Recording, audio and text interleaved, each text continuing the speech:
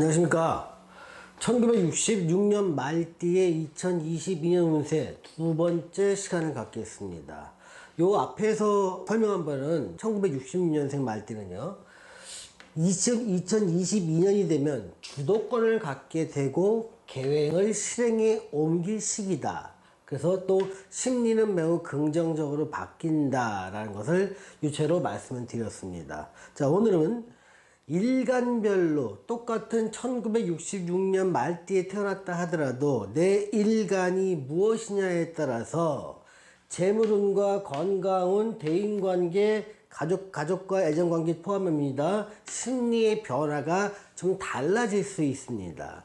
대체로 이런 특성을 갖지만 일간에 따라 차이가 있기 때문에 일간별로 설명을 할 필요가 있습니다.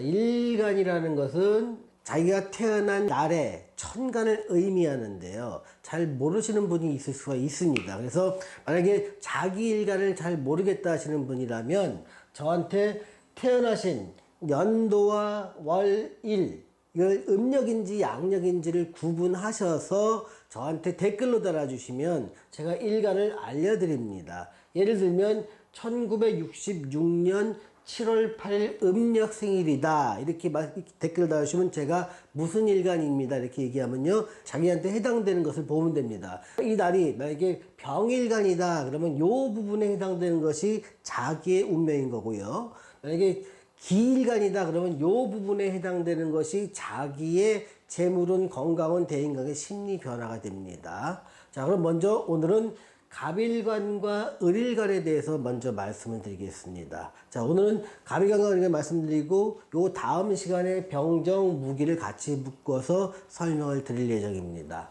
자, 갑일간과 을일간도 사실은 갑일간이냐 을일간이냐에 따라서 다 달라지는 것이 구체적으로 보면 다 달라지기는 합니다만, 그렇게 세부적으로 하면 이 영상을 찍는데 끝이 안 날 것 같아서 좀 묶었습니다. 그래서 갑일간과 을일간에 해당되시는 분이라면요, 재물운과 건강운, 대인관계, 심리 변화를 내년에는 2022년에는 이렇게 변할 것이다라는 것을 알고 자기가 대응을 하기를 바라는 차원에서 요걸 설명하는 겁니다. 자, 갑일간과 을일간 같은 경우는요, 자, 투자를 할 때는요, 손재수가 있을 수가 있습니다. 자, 여기서 말하는 투자는 현금성 투자입니다. 주식을 하거나 아니면 비트코인이라든지 각종 코인을 투자를 하거나 아니면 뭐 도박성 어떤 투자 같은 것을 말합니다. 그래서 현금을 투자해서 현금의 수익을 얻는 것, 여기서 이런 것들은 좀 그러니까 손해가 날 가능성이 있다는 겁니다. 손재수라는 것은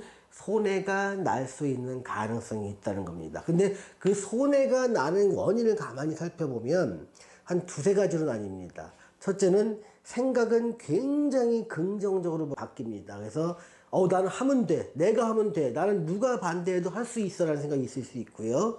투자 규모를 처음엔 조심스럽게 해서 이 규모가 점점 커집니다. 그래서 자기가 감당하기 어려운 수준까지 어떤 몰빵 투자 같은 걸 하게 됩니다. 세 번째는요, 누군가 다른 의견을 냈을 때 그 의견을 듣질 않습니다. 나는 투자했으니 얘는 올라야 돼. 한 방향으로만 생각합니다. 그러다 보니까 손해가 나면 그 손해가 내가 감당할 수 없을 정도로 커지고 그 손해로 인해서 많은 것들을 잃게 될 가능성도 있습니다. 그 원인 중에 하나가 가만히 보면 자신감입니다. 즉 심리는 긍정적이고 내가 세운 계획은 실행에 옮길 수 있는 추진력이 생기다 보니 그때는 주변 사람의 말이 안 들립니다. 그래서 내가 혼자 생각하고 큰 기대 수익을 놓고 큰 기대 수익이 있으니 더 많은 자금을 투자하자, 이렇게 내 생각에 확신을 갖고 강하게 추진하다 보니까 손실이 나도 크게 나는 것입니다. 그거를 손재수가 있다 이렇게 설명을 하는 겁니다.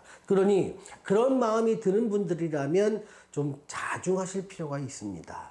자, 두 번째, 재무는 관련해서 만약에 난 투자가 아니라 난 내 일을 하고 있다. 그러니까 제조업을 하거나 요식업을 하시는 분, 또 내가 그냥 하는 일 자체가 소속이 되어 있던 내가 내 일을 하던 영업을 한다. 이런 경우에는요, 내 일에 내 일에서 굉장히 강한 집중력을 발휘하게 됩니다. 그래서 그것들이 수익성이 점차 좋아진 방향으로 한 몇 년간 흘러갑니다. 이 수익성이 좋아지는 건 처음 한 해만 있는 게 아니라 뭐 시간을 두서 적어도 3, 4년, 길게는 5, 6년이나 7, 8년까지 수익성이 좋아질 수 있으니 만약에 여러분들이 제조업이나 요식업이나 어떤 영업 같은 거, 판매 같은 걸 한다고 치면 이런 것들은 아마 추진하셔도 될 것 같습니다. 또 기술 사업이나 학원 사업 중에서도 굉장히 좋기 때문에 만약에 기술을 이용해서 뭔가 사업을 하겠다 아니면 그 학원 사업을 하겠다는 사람도 좋고요.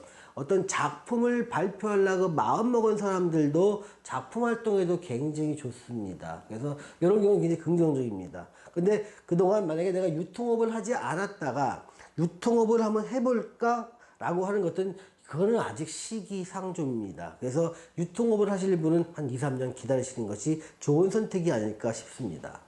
자, 갑일간과 을일간의 건강운을 한번 살펴보겠습니다. 건강은 굉장히 대체로 좋습니다. 또 안 좋았던 분들도 좀 회복이 되기 시작하고요. 적어도 활동에는 지장이 없는 정도의 건강은 유지할 수 있습니다.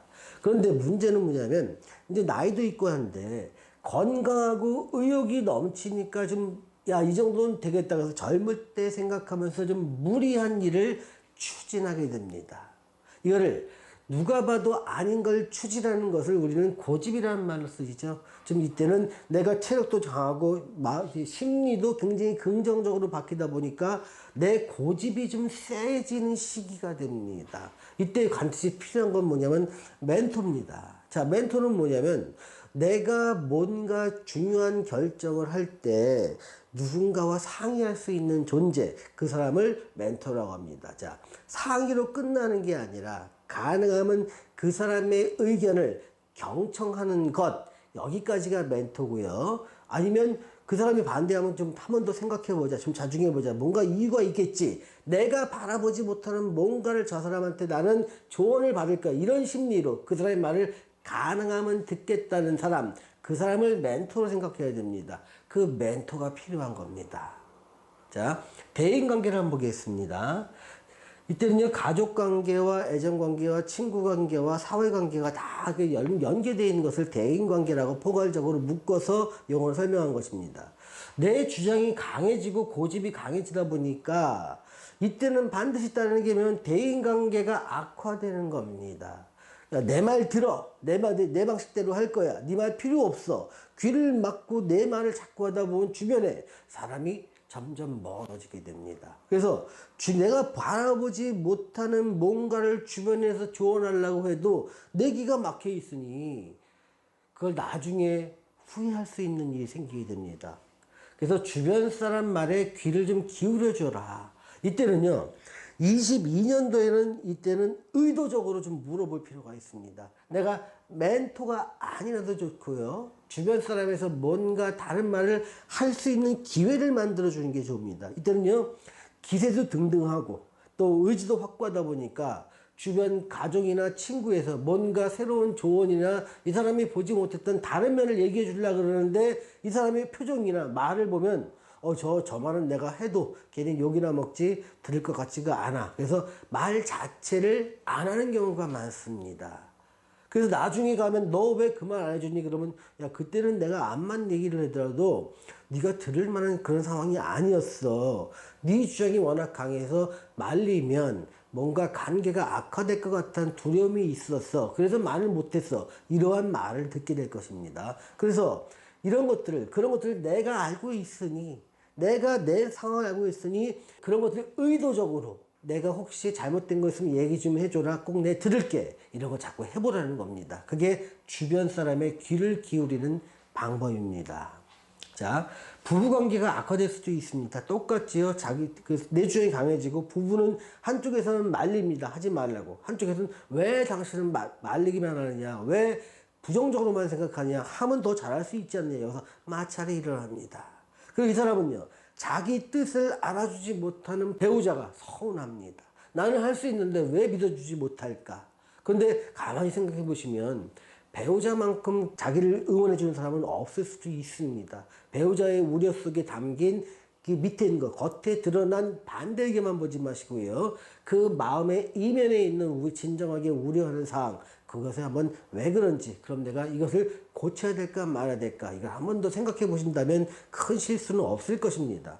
또 배우자와 마찬가지로 지인과의 마찰도 심화될 수 있습니다. 어떤 직장을 다니시는 분도 그렇고요. 사업을 하시는 분도 마찬가지입니다. 내가 강하게 주장을 하다 보니까 상대편에서는 거리를 두게 됩니다. 또 상대편도 비슷한 사람이 있으면 마찰이 일어나게 되는 거죠. 자, 심리 변화를 보겠습니다. 이때는요, 뭐든지 할 수 있을 것 같다는 생각이 들어갑니다. 그래서 의욕이 굉장히 충만해지는 시기죠. 그러다 보니까 나는 추진하다 보면 주변이 따라오지 못하는 경우도 있고, 반대하는 경우도 있고요. 동조를 해도 마음으로 동조하는 게 아니라 기세가 강해서 겉으로만 동조를 하는 경우도 있습니다. 그러면 나도 서운해지고 주변 사람도 서운해지는 겁니다. 그래서 주변 사람과의 마찰, 그러니까 드러난 마찰은 해결할 수 있지만 마음속으로만 뻥 하고 있는 마찰도 분명히 있을 수 있습니다. 그런 것들, 주변 사람의 감정을 좀 헤아릴 수 있는 그런 것을 의도적으로 해야 됩니다. 또 주변에 동조 없이 추진하는 일은요, 내가 재물을 잃는 것의 원인이 될 수 있다는 점 반드시 명심하고요. 전반적으로 일은 좋지만 해서는 될 일과 안 되는 일, 내가 조심하는 일, 이런 것들을 이 영상을 여러 번 들어보시면 스스로 알게 될 것입니다. 그리고 그런 일이 일어나는 것은 운의 작용에 의한 거기 때문에 한 해 정도 열심히 참아주시면 충분히 안 좋은 걸 미연에 막을 수 있을 것으로 보입니다. 자, 오늘은 갑일간과 을일간에 대해서 설명드렸습니다. 자, 시청해주신 여러분 감사합니다.